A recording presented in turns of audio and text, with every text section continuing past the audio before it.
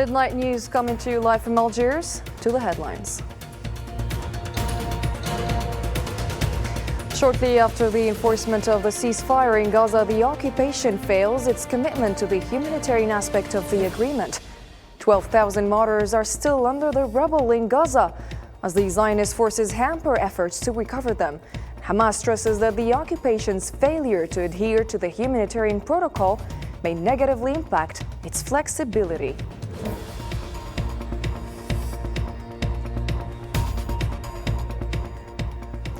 Next, the International Criminal Court condemns Trump's decision to impose sanctions. The EU affirms its support for justice and international law, describing Trump's sanctions on ICC as a threat to its independence. And Amnesty International says Trump's decision is an endorsement of the occupation's crimes.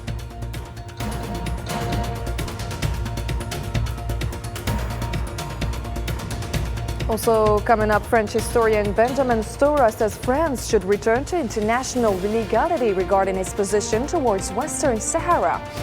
And Global Action affirms its support for the Sahrawi cause despite occupation's aggression.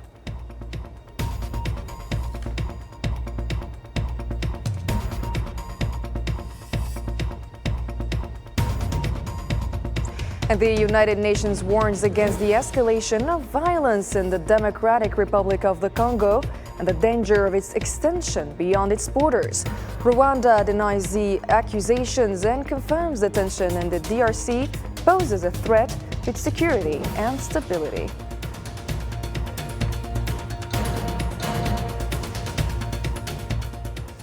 Hello and welcome to the news. First in our file, the government media office in Gaza affirmed that the catastrophic humanitarian situation continues to deteriorate dangerously even after the ceasefire. In a press conference on Friday, the head of the office, Salama Marouf, pointed out that the occupation continues to stall in implementing the humanitarian protocol of the agreement.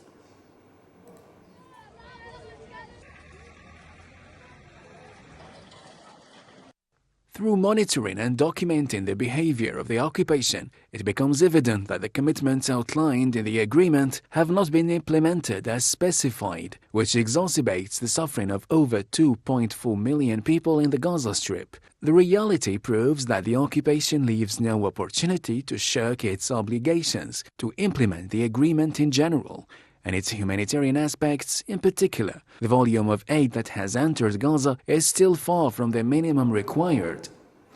The government media office in Gaza stated on Friday that the Israeli occupation is preventing the entry of rubble removal equipment, preventing the recovery of around 12,000 martyrs' bodies. And in a statement, the office said that only 10% of the humanitarian aid stipulated in the agreement has entered the Strip, adding that the occupation is practicing ethnic cleansing through its siege and holding it responsible for the dire humanitarian crisis.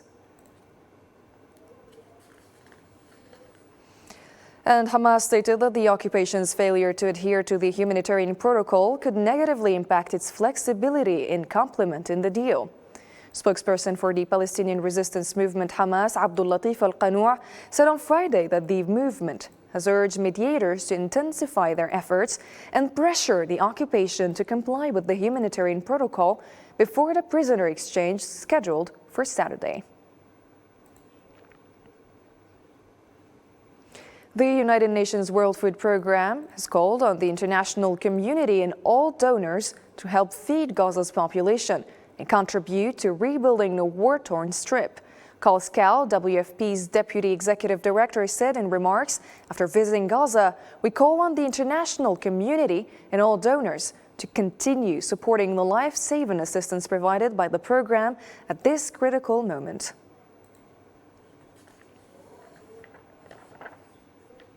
The Euro-Mediterranean Human Rights Monitor confirmed that the Zionist entity continues to commit genocide in Gaza, despite the ceasefire. In the statement on Friday, the Monitor said that the occupation's policy of blockade and strict restrictions deliberately aims to exterminate civilians, constituting a continuation of the crime of genocide. Israel continues to commit genocide in Gaza despite the ceasefire, imposing catastrophic living conditions on Palestinians in the Gaza Strip, depriving them of basic necessities of life, medical supplies, and health equipment, and preventing the entry of tents and sheltering materials.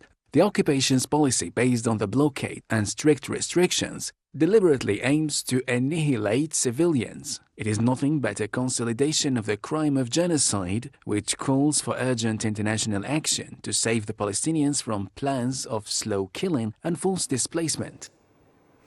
The White House announced that President Donald Trump signed an executive order imposing sanctions on the International Criminal Court over its arrest warrants for Israeli Prime Minister Benjamin Netanyahu and ex-defense minister Yoav Gallant. In a statement, Trump condemned the ICC's actions as unlawful and baseless, accusing it of falsely claiming jurisdiction over the U.S. and its allies. He warned that the move sets a dangerous precedent, threatens U.S. sovereignty, and undermines national security. Trump vowed consequences for ICC officials, including asset freezes and entry bans, urging the court to respect U.S. and allied sovereignty.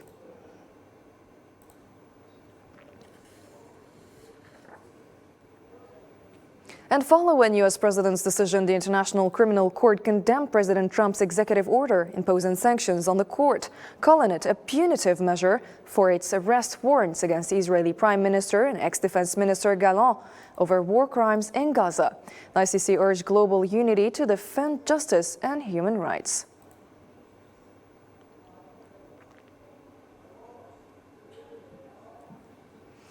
The European Commission stated that the ICC ensures accountability for crimes and gives a voice to victims worldwide. In a post on the X platform on Friday following the White House's announcement of U.S. sanctions against the ICC, European Commission President Ursula von der Leyen emphasized the importance of allowing the court to continue its fight against impunity freely.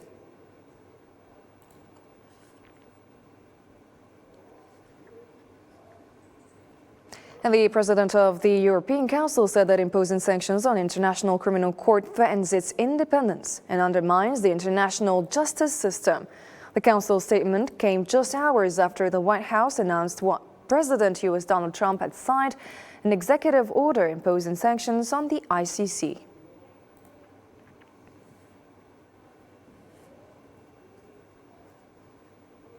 And still in the same context, Amnesty International asserted that President Donald Trump's decision to impose sanctions on the ICC suggests that he supports Israeli crimes and promotes impunity. In a statement on Friday, Amnesty International said that governments and regional organizations should work to mitigate and counter the impact of Trump's sanctions on the ICC.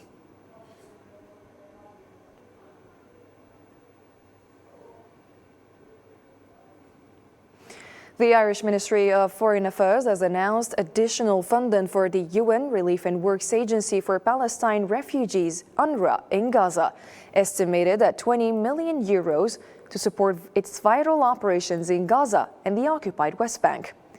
According to a statement from the Irish Foreign Ministry, it confirmed that the allocated amount will support UNRWA's life-saving efforts in Gaza and help address the agency's critical funding crisis, which affects more than 5 million Palestinian refugees.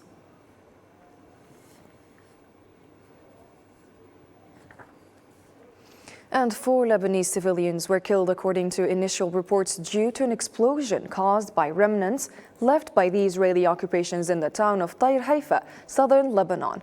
The Lebanese Ministry of Health announced on Friday that the death toll had risen to 4 martyrs of a single family after their home was destroyed by an explosion from the Israeli remnants in Deir Haifa. Search efforts for missing persons are still ongoing.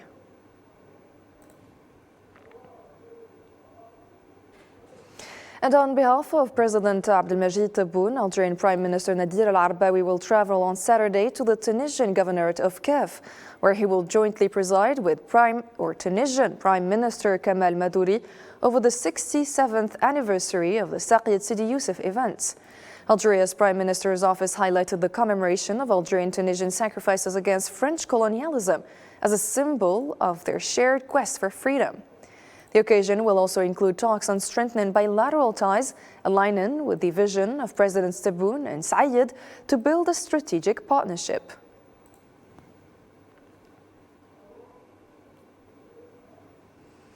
Tunisia and Algeria will mark the 67th anniversary of the Sakiet Sidi Youssef massacre on February 8, 1958, when French colonial air forces bombed the town, killing dozens and injuring hundreds of Tunisians and Algerians.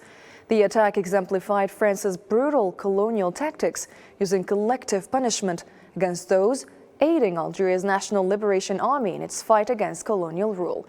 Hossein Berkan has more details. Here in Sakiet Sidi Youssef, on the Algerian-Tunisian border, history etched one of the most horrific crimes committed by French colonialism, igniting its thirst for innocent blood. Here, the blood of brothers was shed. On February 8, 1958, what should have been an ordinary day in Sakiet Sidi Youssef turned into a day when Algerian and Tunisian blood intertwined. The villagers awoke to the horror of air raids that left around 100 martyrs, including 20 innocent children who perished in the bombing of their school. In this massacre, the French colonial forces used heavy tanks and rained tons of bombs on a bustling marketplace under the pretext of pursuing Algerian Liberation Army fighters. The horror was complete when France sought to dominate the narrative by destroying an entire village, leaving Algerian and Tunisian civilians to face their tragic fate. But the spirit of resistance could not be crushed. February 8th became a date forever engraved in history, a symbol of solidarity and brotherhood between Algeria and Tunisia, a bond that has only grown stronger on both the official and popular level. On its 67th anniversary, the two nations remember a past of sacrifice carved into the wall of resilience, uniting them under the phrase, Sakiet, the land of brotherhood. No matter how painful the tragedies, they have always been followed by resilience and prosperity. Over the years, the massacre's brutality has only reinforced and deepened the ties between the two nations, laying the foundation for a model of unity that strengthens shared stances and builds a common future to face challenges together. The African Union has adopted the outcomes of the 11th high-level seminar on peace and security in Africa, which was held in Oran, Algeria on December 1st and 2nd, 2024. In a statement following its meeting in Addis Ababa, the AU Peace and Security Council praised Algeria's hosting of the seminar and called on the AU Commission to take all necessary steps to ensure the effective implementation of its recommendations.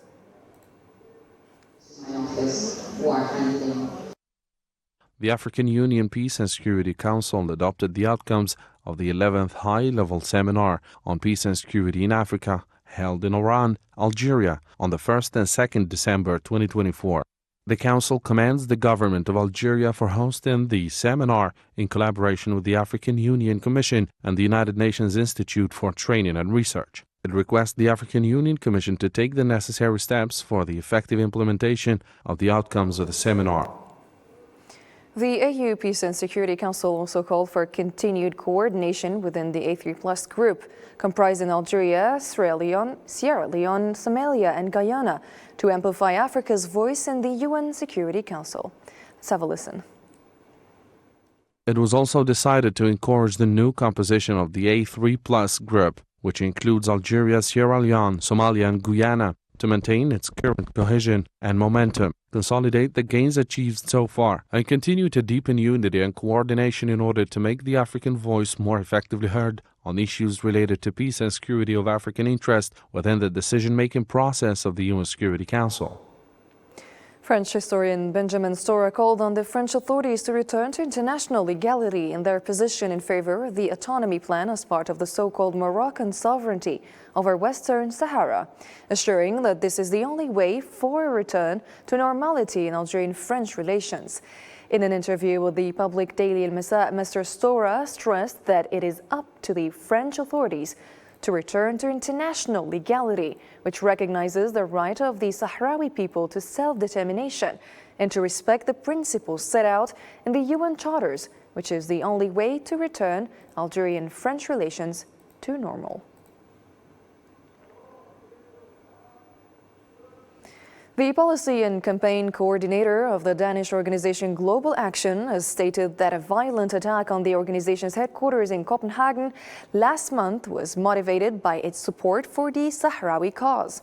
Speaking during a reception at the Sahrawi embassy in Algiers, Nicola Morten Nielsen said that the attack completely destroyed the organization's offices and equipment. Attack with the firebomb in the night of the 13th of January. We have offices on the ground floor, and the police are suspecting that there was a group of people who threw a firebomb into our offices. Our computers, our materials, our everything in the offices were completely destroyed. There was an apartment above us where an elderly couple who had been living in the apartment for 50 years, they had to run for their lives. Luckily, they were not harmed, they were not killed, but this could have been much worse. In front of the offices, there was graffiti that said, "Stop supporting terrorism, Sahara belongs to Morocco." So this was very clearly a direct attack on our solidarity work with Western Sahara. The Danish activists also emphasized that such attacks and other acts of violence will not deter them from their solidarity work in support of the Sahrawi people's right to self or to independence. Let's have a listen. And this was something that hasn't happened in Denmark for many, many years, for 3 decades. This was only a small glimpse into what the Sahrawi people have been suffering from through the past 50 years. So our solidarity with the Sahrawi people are still strong. We will not be scared off. We will not be frightened. We will not be intimidated by anyone. We will keep on fighting, not only until Western Sahara is free, but also until Palestine, until Congo, until every oppressed people of the world are liberated from the shackles of colonialism, of imperialism, and of capitalism. So we're here to show our solidarity with the Sahrawi people, show that we will not be scared, as they have not been scared off by 50 years of occupation. For his part, Sahrawi ambassador to Algiers, Abdelkader Talib Omar, condemned the brutal attack on Global Action's headquarters, attributing it to the Moroccan regime, which he said is the only beneficiary of such actions after failing to achieve its goals through international legal channels. We know the purpose. For whom? Who's fighting the Sahrawi people today? Who raises the slogan that the Sahara is Moroccan? It is the Makhzen regime. This is one of its exposed tactics, a legitimate method, because it has failed miserably in international legitimacy. International law has deprived them of everything. The European Court has rejected all their claims and exposed them. The European Union has finally declared its commitment to the court's rulings, affirming that any agreement including Sahrawi land, waters, or airspace is void. The Makhzen regime has been exposed, and its tactics has been unveiled. Sahrawi Journalists and Writers Union has condemned the Moroccan occupation authorities for barring Spanish journalist Francisco Carrion from entering the occupied city of Dakhla just hours after his arrival from Madrid. In a statement, the union accused Morocco of trying to prevent exposure of its serious human rights violations in the occupied Western Sahara, allowing only visitors who support its official narrative while blocking independent and neutral observers. We again condemn the expulsion of journalist Francisco Carrion from The Independent by Moroccan occupation authorities at Dakhla airport, hours after his arrival. The occupation blocks journalists from exposing human rights violations while allowing only controlled visits serving its colonial propaganda in occupied Western Sahara. The region remains closed to journalists, activists, and observers who report neutrally or stand in solidarity with the Sahrawi people. The Sudanese army has announced the launch of Operation Convergence in the capital Khartoum amid the ongoing recapture of multiple areas in battles against the Rapid Support Forces. Brigadier General Al-Misbah Abu Zaid, commander of the Al-Bara bin al-Malik Brigade, stated on Friday that the operation is extensive.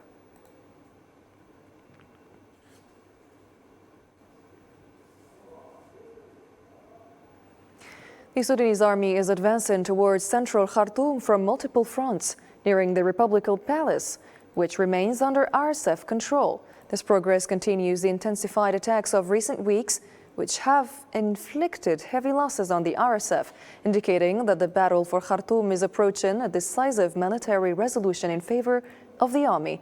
Nabil Khazini has the report.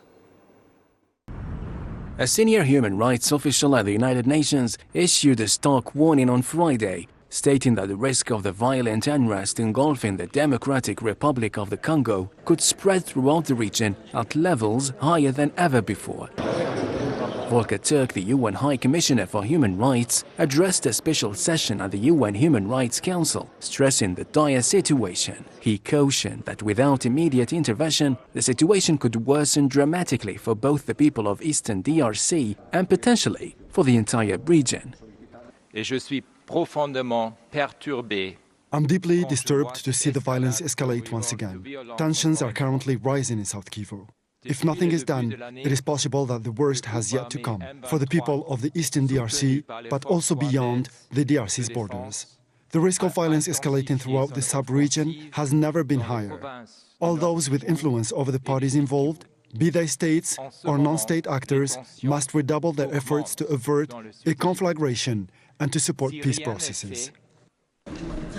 The UN Human Rights Council convened the emergency session to discuss the possibility of deploying an international mission to investigate the mounting atrocities in Eastern Democratic Republic of the Congo. This urgent meeting, called at the request of the Congolese government and supported by nearly 30 of the Council's 47 member states, aims to address the escalating crisis in the region. On Thursday, UN Secretary-General Antonio Guterres called for an immediate end to the ongoing crisis in the Democratic Republic of the Congo, emphasizing that the time has come for renewed efforts towards mediation and resolution. The Democratic Republic of the Congo Army on Friday dismissed what it described as claims of Rwandan occupation in the South Kivu province as tensions escalate in the country's east. General Masunzu Pacifique, commander of the 3rd Defense Zone, stated in a press release read by his spokesperson that the DRC Army is fully prepared to protect civilians and defend national sovereignty, emphasizing that not a single centimeter of Congolese territory would be compromised. The entire front line aims to put an end to the rumors spread by the enemy, falsely claiming that the Rwandan army and its M23 proxies have occupied this administrative area. The armed forces of the Democratic Republic of Congo are fully prepared and continue to ensure the security of all civilians without distinction, as well as the defense of the nation's territorial integrity. Not a single centimeter of the Democratic Republic of Congo will be ceded to the Rwandan army and its auxiliaries. We call on the entire population of South Kivu province, and especially that of Bukavu, to remain calm and trust their sole legitimate army, the FARDC. We urge everyone not to pay attention to false messages spread by the enemies of the Republic on social media and to never relay them in any form. And in Ukraine, 3 people were killed in the Sumy border region of Ukraine overnight from Thursday to Friday after their bodies were recovered from the rubble of a 2-story residential building, according to prosecutors. The prosecutors stated that Russian forces bombed the village of Miropilya in Sumy, which lies on the border with Russia and has increasingly been targeted by shelling. They also confirmed that an investigation into war crimes had been launched, revealing that the attack involved 3 guided bombs. I'm evacuating because the situation became very dangerous in the city. I am afraid that my apartment could be destroyed and I would have no place to live. I'm worried for my health. I want to leave and live like a human, restore my health, find a job, and lead a peaceful life. Ukrainian President Volodymyr Zelensky has expressed his willingness to meet with Russian President Vladimir Putin to end the war in Ukraine. In a statement posted on his Telegram account, Zelensky noted that the US and the EU believe that diplomacy without Russia and Putin is impossible. However, he emphasized that the real obstacle lies in Putin's unwillingness to engage in discussions about ending the war. The US President Donald Trump and the EU countries believe that diplomacy is impossible without Russia, without Putin. That's why I said that I'm ready to meet with him if we can agree on how this war will end for us.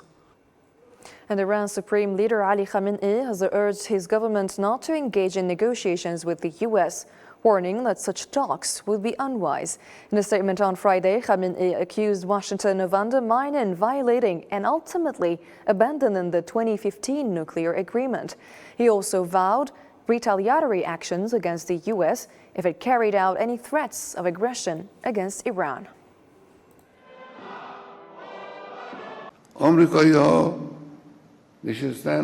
The Americans are sitting. They're changing the map of the world. On paper, of course. It is only on paper. It has no basis, no reality. They talk about us, make comments, and threaten us. If they threaten us, we will threaten them. If they carry out their threats, we will carry out our threats. If they attack the security of our nation, we'll attack their security without hesitation.